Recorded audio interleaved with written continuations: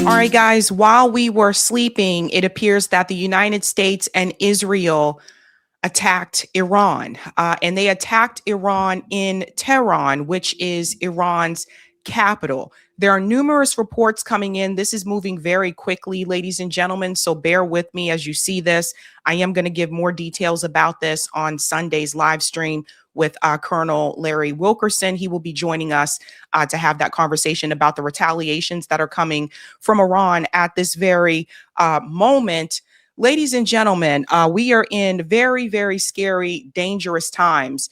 Israel is saying that they believe that they have killed Iran's supreme leader. They do not have confirmation of that just as yet, but this is what they are saying now. Israeli TV report citing unnamed Israeli sources, growing indications that Khamenei is killed. You guys know this is really about regime change. We're going to get into all of that a little bit later as well. As I warned you, this is not just about protests. This is not just about nuclear weapons. They want full regime change in Iran. And by they, I mean the United States government and, of course, Israel. And what they want to do is they want to install a Western leader, someone who is going to bend the knee to the U.S. and to Israel.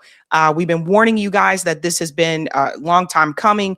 And here we are. I also find it very interesting that this took place, of course, after the State of the Union address had already happened. And of course, just after the Clintons have testified in reference to Jeffrey Epstein. Timing to me is everything. They know people's minds are going to be elsewhere, and that tends to be when they choose to strike. So it goes on to say here, Israel assesses that Iran's supreme leader, Ali Khamenei, was killed in an Israeli strike earlier today. This is coming from Channel 12. It says there are growing indications to this effect, but there is no official confirmation of the report at this moment. One of the other things that is being reported, and this again speaks out to how they target civilians, there was a girl school in Iran that was struck. Right now, that number, the death toll number, continues to increase. When I saw this earlier, it was roughly 40. Now it is increasing to about 60 that have been killed there. So they are killing children yet again, not just Israel, but Israel and the United States. And of course, the U.S. also did that via Gaza as well by giving Israel those weapons. But this was a joint attack. So the people have to really understand the U.S. and Israel both are striking Iran at this point in time. Marjorie Taylor Greene shared this here, and this video is really making the rounds. This is not freeing the Iranian people. This is murdering children. What the fuck are you insane people doing? America does not support this. She's correct. This is the aftermath here.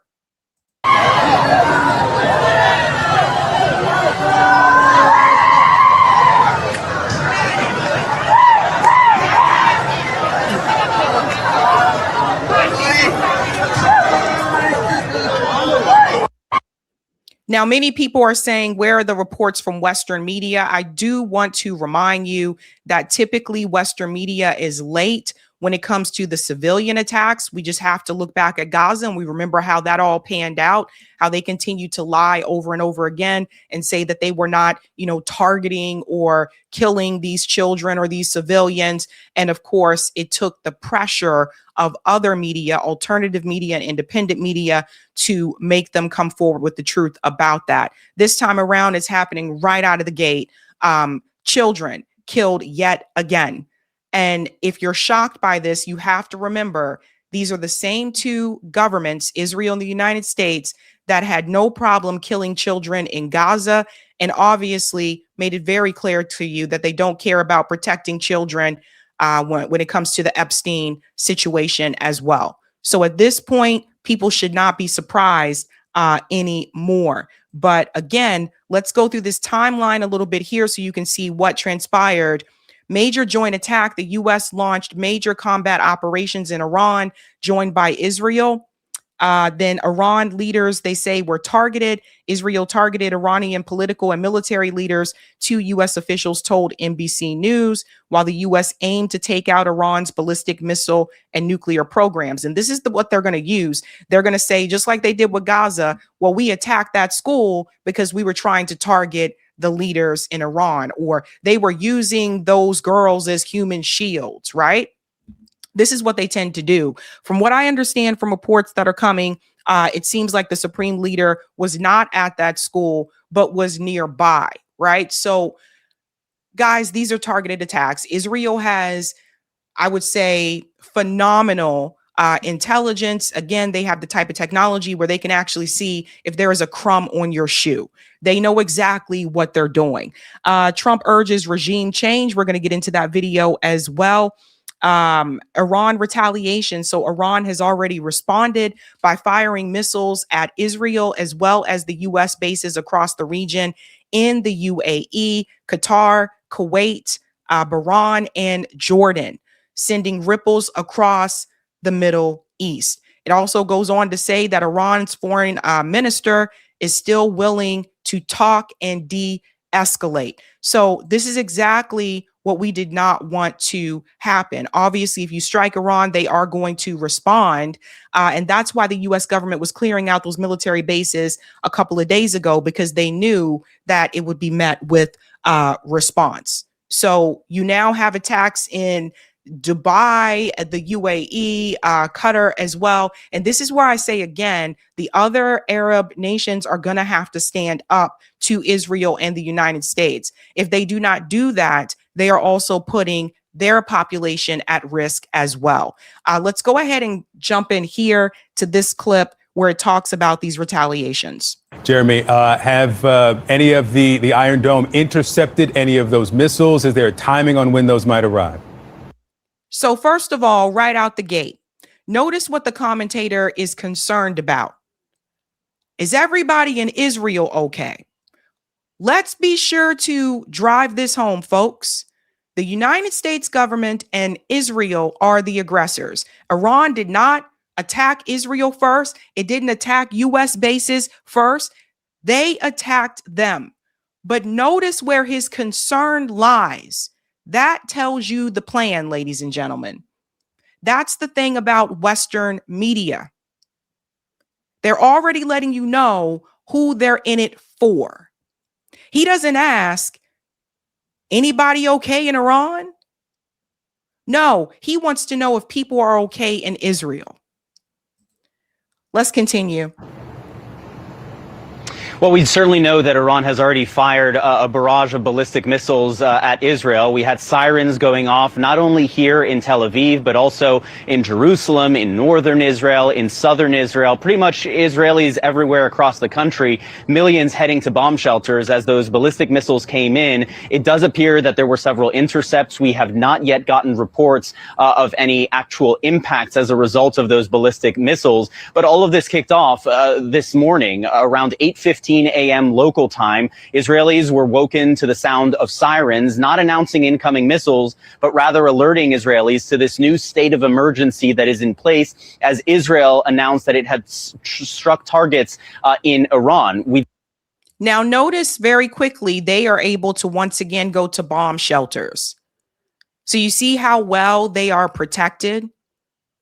Israel is basically a giant bully that punches other countries around it, and it punches politicians here in the United States as well, but punches other countries around it. And then when there is a response, they go hide in a bomb shelter.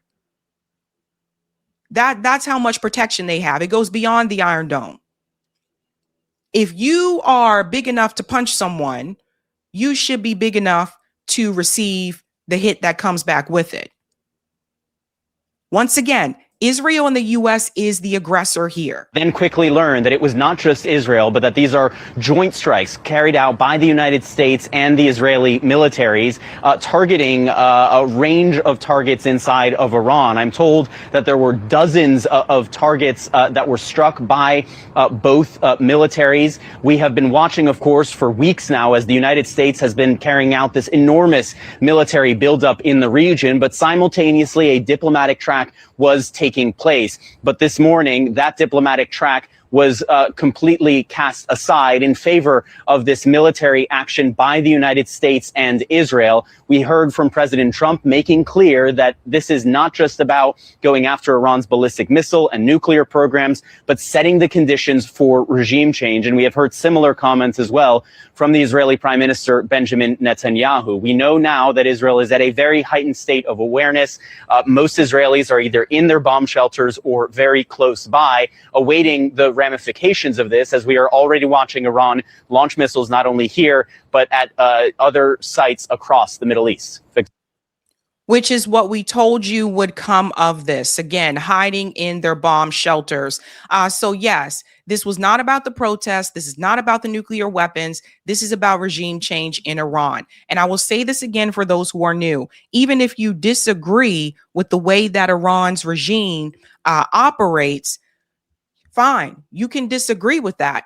But it is not on the United States, Israel, or any other country to go in and attack Iran because they want to overthrow their leaders. It's none of our business. I want to be very clear about that. If you're watching this show, you're most likely anti-war. You're tired of these damn regime change wars. I don't want any of the wars. I've had it. And it's not just me. It's not just those of us on the left. There are a number of conservatives right now on social media livid with Donald Trump about this attack. Turns out the anti-war stance is not just something that exists on the left. So a number of conservatives are speaking out against this. Here was the announcement from Donald Trump. A short time ago, the United States military began major combat operations in Iran. Our objective is to defend the American people by eliminating imminent threats from the Iranian regime, a vicious group of very hard, terrible people. Its menacing activities directly endanger the United States, our troops, our bases overseas, and our allies throughout the world. For 47 years, the Iranian regime has chanted death to America and waged an unending campaign of bloodshed and mass murder, targeting the United States, our troops, and the innocent people in many, many countries. Speech is not action. Speech is not action. Who is attacking who? We're going to put this up at the bottom of the screen here. Stop the damn wars. Who is attacking who? Who is the aggressor, right? This is the same, excuse that they use against the Palestinian people. They said, well, they say from the river to the sea. So that means that we got to go in and destroy all of them. So actions speak louder than words. Also, why is Donald Trump wearing a hat? What is Donald Trump trying to hide here? When you just start a war, by the way, people can stop it with the Donald Trump didn't start any new wars, by the way. When you start a war and you are addressing the American public, why the hell are you wearing a baseball cap right now? What is Donald Trump trying to hide? It almost looks like to me he's trying to cover his eyes. What is going on? Insane. Among the regime's very first acts was to back a violent takeover of the U.S. Embassy in Tehran, holding dozens of American hostages for 444 days. In 1983, Iran's proxies carried out the Marine barracks bombing in Beirut that killed 241 American military personnel. In 2000, they knew and were probably involved with the attack on the USS Cole. Many died. Iranian forces killed and maimed hundreds of American service members in Iraq. The regime's proxies have continued to launch countless attacks against American forces stationed in the Middle East in recent years. This man is spewing a bunch of lies. So now you're going to fault them for something that you believe they did? He said probably. This is absolutely insane. But since we want to hold the past against people, You know, there are many things that the United States has done, many things the US government has done, but it's not right for another country to hold us to our past. Jesus Christ. As well as U.S. naval and commercial vessels and international shipping lanes. It's been mass terror, and we're not going to put up with it any longer. From Lebanon to Yemen and Syria to Iraq, the regime has armed, trained, and funded terrorist militias that have soaked the earth with blood and guts. And it was Iran's proxy, Hamas, that launched the monstrous October 7th attacks on Israel, slaughtering more than 1,000 innocent people, including 46 Americans, while taking 12 of our citizens hostage. Notice that number continues to change. First of all, Iran armed the axis of resistance. So I will say this again. Israel has been occupying the Palestinian people. An occupying nation does not have the right to defend itself. That's under international law. Look it up for yourself. The terror that exists in the Middle East is the state of Israel. Israel is the one attacking Lebanon, Syria. I mean, they've entered Syria and they've already implemented regime change there, thanks to the United States backing them. Lebanon, Syria, Gaza, West Bank, Iran. They all have one in common, and that is Israel. Israel is the one that has been attacking them. Israel is the one that kills babies. Israel is the one that allows predators to come there and stay with no accountability. Israel is the one.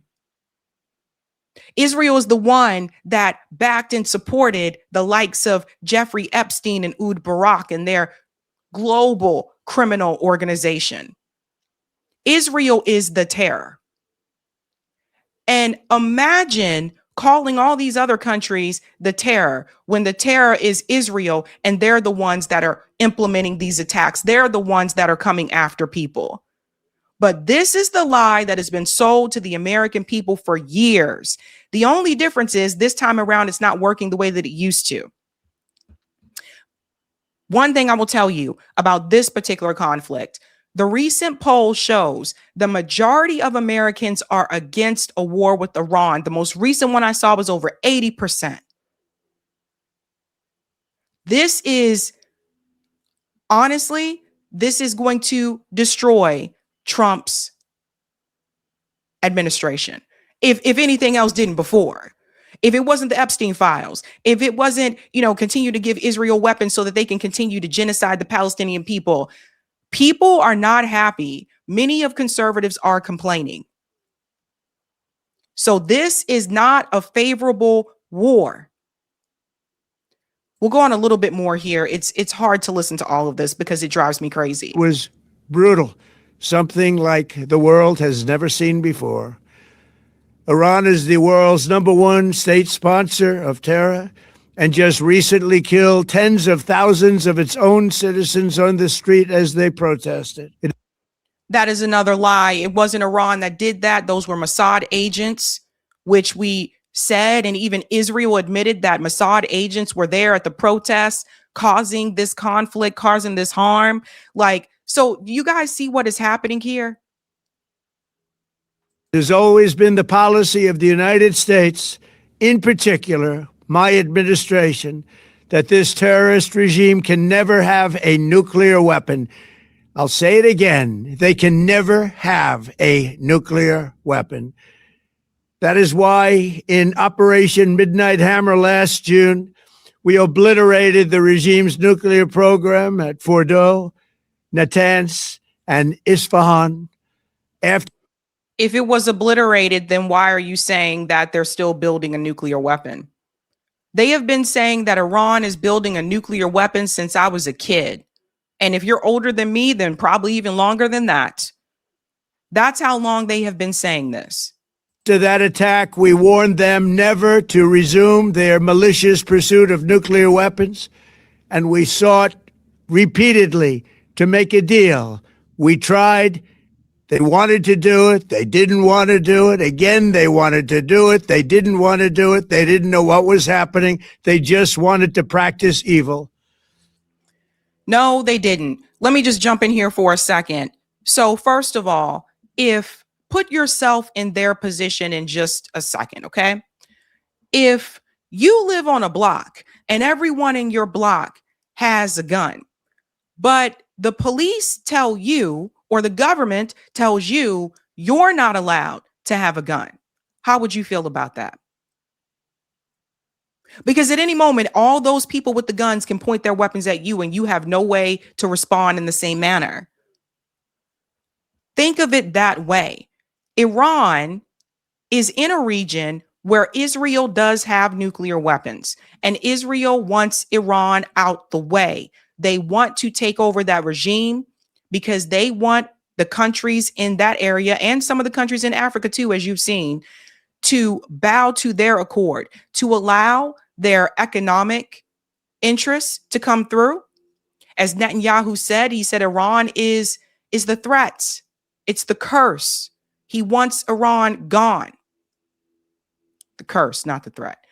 That's what Benjamin Netanyahu said to Congress.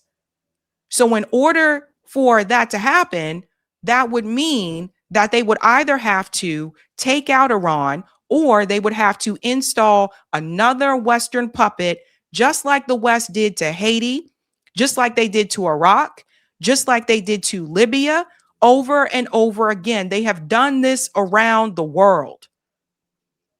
If you don't bend the knee to what the West want and this greater Israel plan, you are seen as a threat.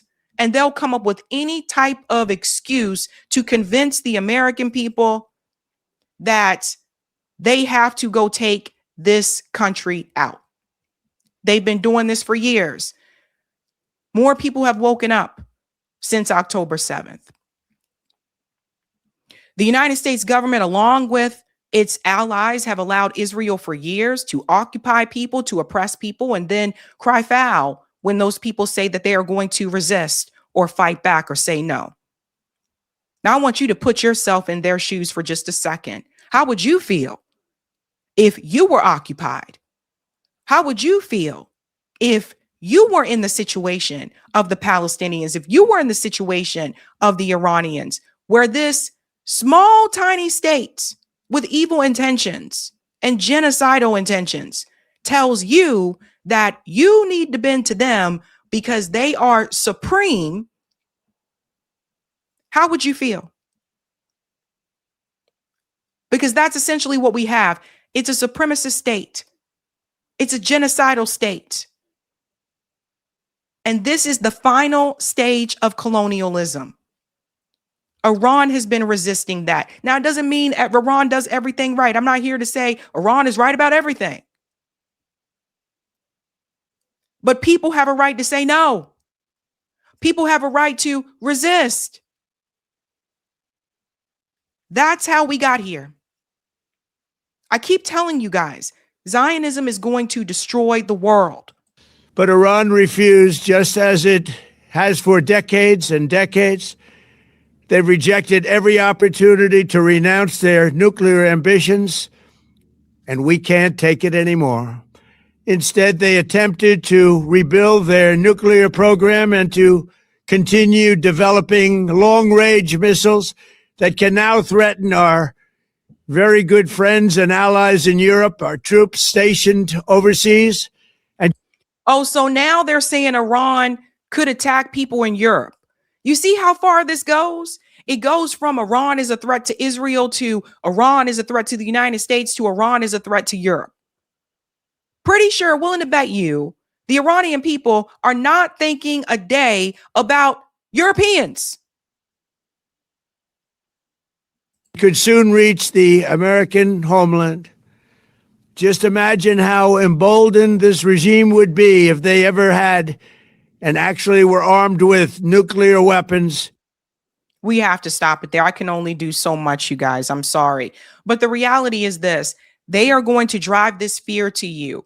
they're going to make these long range missiles, and they're going to use these missiles to attack California or Los Angeles and New York and DC. 9 times out of 10, willing to bet you, if there was that type of attack, that attack would be from Israel, and they would say it was Iran. Where have we seen something like that before? So I can only take so much of his ridiculousness. We're over here saying stop the damn wars. Professor Morandi was interviewed earlier as well. I want to go ahead and bring this in again, guys. This is moving very quickly. So we're trying to cover as much as we can until we get to the stream on Sunday. Last time round, we were in the midst of negotiations when they engaged in war. This time round, in the midst of negotiations, they engaged in death and destruction and murder through a blitzkrieg attack again. And we just heard that the negotiations were making progress. We saw that the Omani mediator went to the United States and spoke on television and said that significant progress had been made. So the Israeli regime does not want progress, nor does the Epstein class in the United States and across the Western world. They want war, they want death and destruction, and apparently they're the ones who own the United States.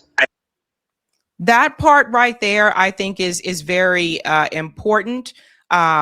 The U.S. does not want peace. Israel does not want peace. Remember when I told you, when Israel says peace, their idea of peace is not our idea of peace.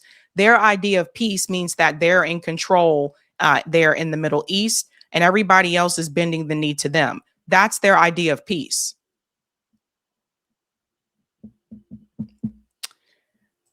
Now, I got to tell you this part. Ro Khanna and Thomas Massie, they were getting together. They got together because they wanted to introduce this war powers resolution once again. So they wanted to reintroduce it. And what they wanted to do is a force the vote style strategy in Congress so they can get these politicians on record. The Democrat Party leadership decided to delay the vote. And the reason why Chuck Schumer and Hakeem Jeffries decided to delay that vote is because they knew that Donald Trump and Benjamin Netanyahu were going to strike Iran this weekend. These two politicians work for Israel. Chuck Schumer is quoted in an interview saying that he's here to make sure that the left remains pro-Israel. He takes money from the pro-Israel lobby. Hakeem Jeffries takes money from the pro-Israel lobby. He said he considers Israel to be the 6th borough of New York. And yet, when many of us said that Hakeem Jeffries should be challenged and should be removed from that seat, many people lost their damn minds and said, no, no, no, you can't remove him. He's the minority speaker of the House. These people are compromised, and they've been compromised since day one. Congress has not declared war. Donald Trump is doing whatever the fuck he wants to do. So you're going to hear from Ro Khanna here make this very clear. Donald Trump has launched a war on Iran. The Congress must reconvene on Monday to vote on Thomas Massie and my war powers resolution to stop this war. Trump says his goal is to topple the Iranian regime. But the American people are tired of regime change wars that cost us billions of dollars and risk our lives. We don't want to be at war with a country of 90 million people in the Middle East. Every member of Congress must go on record today on how they will vote on Thomas Massie and my war powers resolution. So here's my response here to Ro Khanna. Look, I'm glad that people are trying to force the vote. We don't want to get into all of that, but I'm glad people are trying to force the vote. But here's the reality. Ro Khanna and Thomas Massie, all of them, they need to call for impeachment. Donald Trump needs to be impeached and then removed from office, because impeachment doesn't mean you're removed from office. It means that you're going to have to face basically a hearing in front of the Senate, and then they would decide if they're going to remove you from office. Donald Trump has got to go. Period.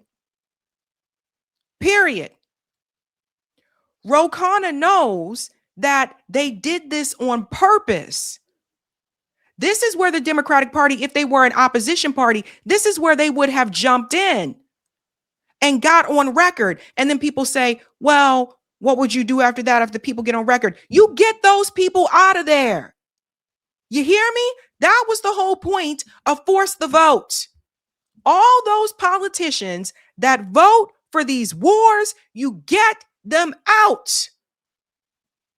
That's what you do. And it is still boggling my mind. A number of people out there, and even in independent media, are pretending as if no one is running against Hakeem Jeffries. Vance Bostic is running against Hakeem Jeffries. I brought him on the show. I interviewed him, and a number of people are pretending like this guy doesn't even exist. So it's not just corporate media anymore. It's independent media also being complicit. I guess because he doesn't have the approval here of DSA. Who gives a fuck? These people gotta go. So either you want them out there or you're just playing the same game so that you can get access. We calling all of it out today. Chuck Schumer needs to go. Hakeem Jeffries needs to go. These people are complicit. That's how the Democratic Party works along with the Republican Party to make sure that the status quo stays in place. That's why I tell you it's not an opposition party. Nico went on to explain this so well because this is utter bullshit. What you may not have known is that Thomas Massie and Ro Khanna introduced a resolution, a war powers resolution, that would have stopped Trump from being able to act unilaterally and strike Iran without congressional approval. And it would have been a roll call vote, so everyone would have had to put their name and their vote on record. But the Democrats basically said, yeah, we'll just do it later. What about next week, man? We can't do it this week, but we got you next week. No, I'm not joking. For no reason at all, as tensions are escalating towards the end of this past week, and everyone sees where this is going, Jeffries and Schumer and top Democrats were like, yeah, nah, man, we will definitely get this done next week. Why would y'all put this off until next week? The bill was first introduced in June of 2025. Then Khanna and Massie brought it back to their attention in the middle of February. Y'all have absolutely no excuse for putting this off this long. The moment Hakeem Jeffries released his statement, I said, they're putting this off until next week because they support this war against Iran. They support Trump engaging in this war unilaterally against Iran because, one, that's what the empire needs from them. That's what Israel pays them for. But more importantly, if he does unilaterally, all of a sudden they have plausible deniability and their hands are clean and they can just keep pointing the finger about him and how he's breaking procedure, not how he's about to start another world war. I said during my live stream broadcast, if they're kicking this can down the road until next week specifically, Israel's attacking this weekend. And here we are. And this is what we mean when we say you can't just simply vote a Democrat into Congress, fall asleep at the wheel, and expect everything to work out just because they're not Republican. It's the same party. One just has a symbol of a fat ass, the other one just has a symbol of a jackass. But it's the same party. And for those who are going to jump and say, well, how do we know Trump would have even acknowledged or respected this resolution? What if he would have just ignored it? To be honest with you, I expected him to ignore it, even if it was passed. But the difference is now we have every single Democrat on record and Republican on record. And we can use that going forward to put a microscope under the way they vote. We can use that for midterms coming up. Yep. You could use that as legitimate grounds for impeachment on top of the grounds that he just declared war without congressional approval anyway. But this adds to that. The uniparty strikes again. So Nico is 100% on point there, guys. Like, this is what we were saying when we say that the Democratic Party is not a truly oppositional party. You guys saw it. People were calling out Elizabeth Warren because she stood up and clapped when Donald Trump was talking about war with Iran. These are two warmongering parties, and they're not listening to their base. They're not listening to the voters. The majority of people don't want a war with Iran, and that's on both sides. So we have to have a coalition, an anti-war coalition, ladies and gentlemen. And this year is the midterms. We have to put people in that are anti-war, not I'm anti-regime change war, not, oh, I'm anti-war with China, not, oh, I'm just anti-war with Russia. Anti-war, period. These are the people that need to get in. And on the outside, we have to continue organizing. We have to continue to build a massive movement in this country. They say you need 5% of the population, a massive movement in this country to shut these wars down. And ladies and gentlemen, what some people may not like to hear, you cannot continue to vote for politicians that are allowing it to happen. Period. On Sunday, Colonel Larry Wilkerson will be joining us to talk about the Iran retaliations, what's to come of this. We're going to dive into this even deeper. But ladies and gentlemen, this is not good by any means necessary. And just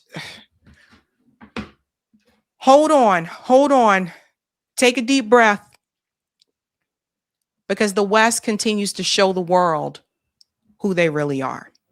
Hey guys, this was a Sabby clip. If you like what you saw, hit that like button and subscribe.